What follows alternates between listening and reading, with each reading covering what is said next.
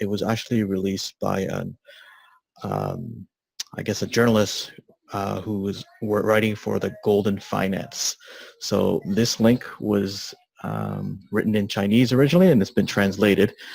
But it talks about the fact that I know in the presentations we've done in the past, we've shared the fact that in September, the World Blockchain Forum owner, one of the founders, Zheng Zhao, who's huge in the Bitcoin and cryptocurrency space, was entered a strategic agreement with Plustoken ownership and founders, and this is really what that agreement entailed. This is what they were talking about and had the intention to launch back in September when they entered that agreement to work together. And essentially what they're doing is they announce the launching of this security token exchange. And if you look at the picture, there's Leo, I guess the lead man, one of 7 founders of Plustoken, and he entered that agreement with Zheng Zhao, who is definitely big in the crypto space. He's the one who owns the World Blockchain Forum, which organizes all those trade shows that are held globally, including the one that was held in New York City earlier in November. And if you look at the agreement there, it shows WBF exchange and then PSTO exchange. So essentially, this is what they're working on. They've agreed to come together to launch the first STO exchange in Asia, and they registered it in Singapore. And this is the building right here is where they signed the documents. And they signed these documents in front of, and it even says here, they made the agreement in front of the Monetary Authority of Singapore, the Singapore Bar Association, which is, I guess, the legal association in Singapore, and the Singapore Institute of Certified Public Accountants witnessed the agreement. So this was big news, and it goes to show you that, as we've always stressed, that this company is a technology company first, and it just so happens to have an affiliate marketing program that's very generous to its members who choose to participate. But this was huge news, and essentially they've called, like the industry itself has said, that the STO, this the security token offering, 2019 is going to be the year of the STO.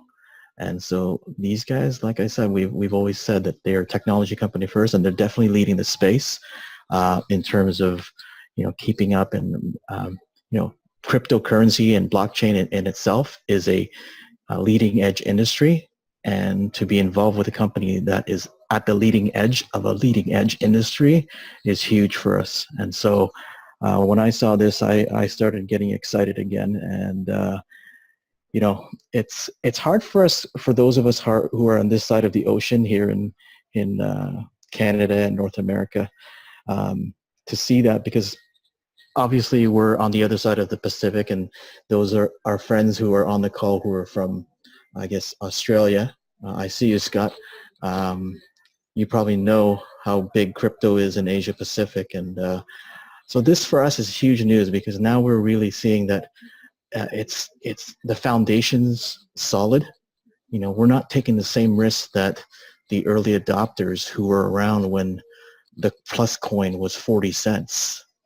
And remember, it took 2 months for it to go to 80 cents.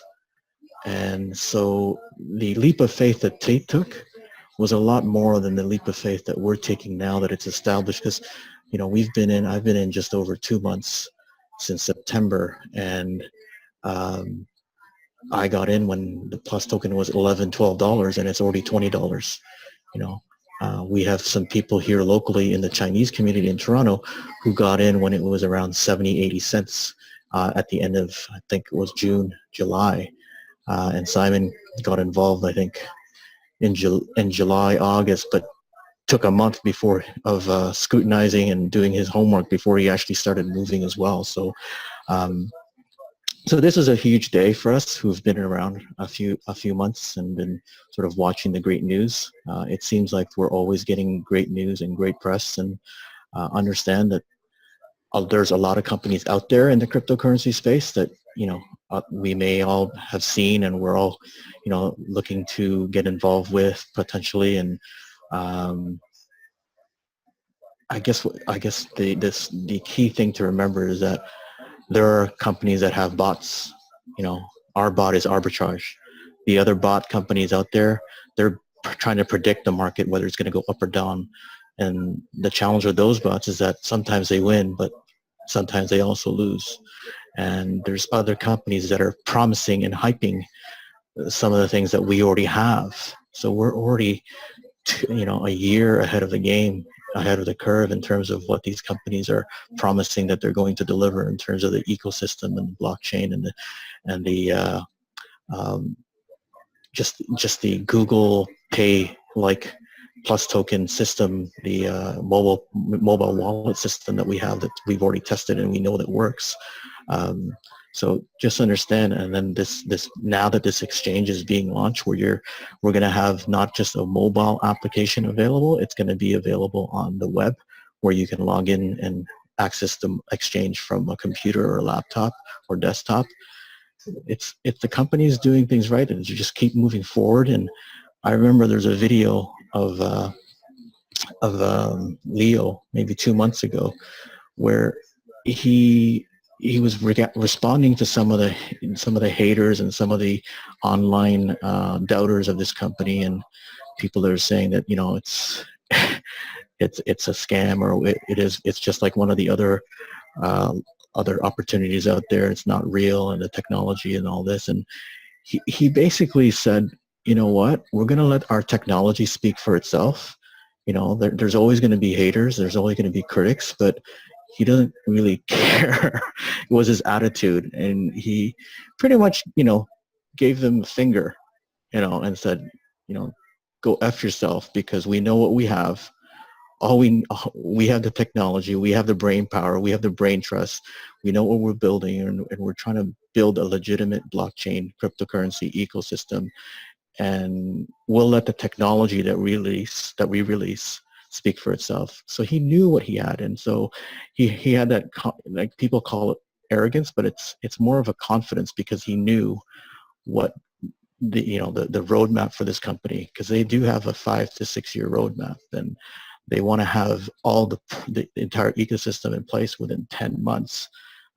So by next fall, everything that they've talked about in the white paper that's been loosely translated from Korean is going to be here.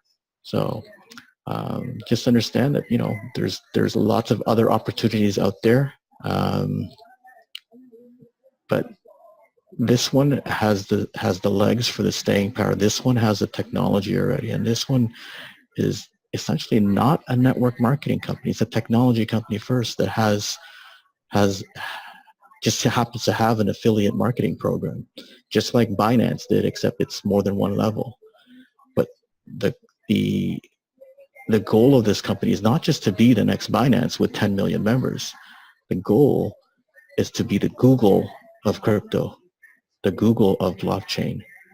And they're already ahead of the game of the other companies that are looking to do that, that are trying to build the hype and around that. And the bot that we have, if you do your research, and the arbitrage bot that we have, it's transacting within 3 to 5 milliseconds. Some of the other arbitrage bots that are available out there, you're looking at 8 to 10 milliseconds of their transaction speed.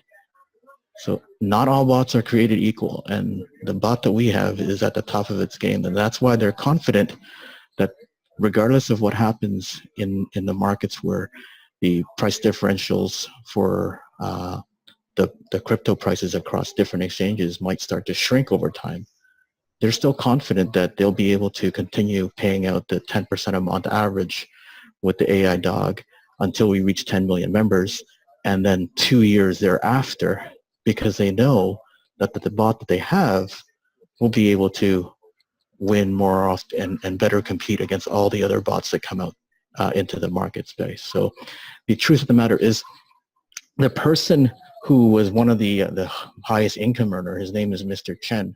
He has no network marketing experience at all whatsoever, and he's the one that's making anywhere from $3,000 to $6,000 plus tokens a day. So based on a $20 price, he's averaging probably close to 100,000 US dollars a day. And he was a trader using different arbitrage bots. So he was familiar with arbitrage trading. So when he saw this company and what it was looking to do, then it was just sort of, it just made sense for him to get involved and, start building a team. So Simon, did you have anything else before I started the presentation? Yeah, just just go very simple way for people don't understand STO. So STO you can consider is the IPO on blockchain. Okay, so IPO, you all know about IPO is the stock offering, right? So STO is basically the IPO on blockchain. And the benefit of STO compared to IPO, very simple example. If you have 10 stock of Apple stock, right? If you want to buy a coffee and you have no more cash, can you use that stock and buy a coffee right away? No, right? But if you have the STO token, basically, because of all this exchange, you can convert it to cash instantly, and then you can use your token, even buy a coffee if you run out of cash. So that is a huge, huge market going on when they launch the STO. Okay, that's it. Okay. So that's a basic, simple way to understand STO, different from IPO. Okay. And the other thing, Simon, is with the STO, which is a security token offering, once it becomes a coin, it's a security coin offering, STO. The difference between this and the ICOs in the crypto space that were all over, they were filling the space last year, and there was like there was a feeding frenzy for all of the ICOs, the initial coin offerings.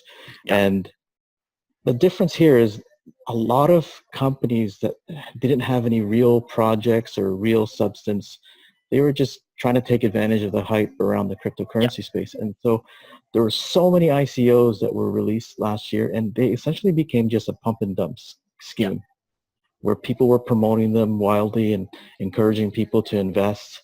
And at the same time, they were just looking to quickly cash out and sell their coins. And that's what happened. And that's why the SEC has come in and started regulating a lot of the ICOs from coming out. If you have been reading the news, the one that, Mayweather, the boxer, was promoting along with his friend, DJ Khaled, they were actually charged with promoting the ICO because all it was, there was nothing backing. It wasn't a real investment, but it was being promoted and hyped. And that's why, if you know the market, there aren't a lot of ICOs that are being released today because now they're being scrutinized.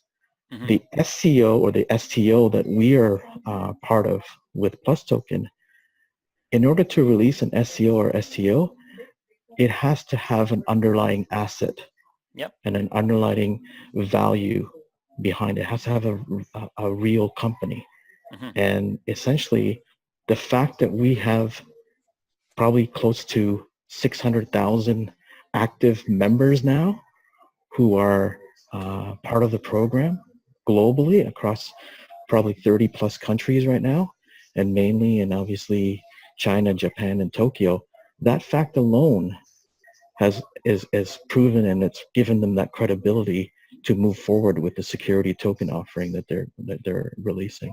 So for the members, we've had a chance to participate in it's like a reverse ICO, an internal ICO with the Plus coin that we have available internally as a peer-to-peer coin right now.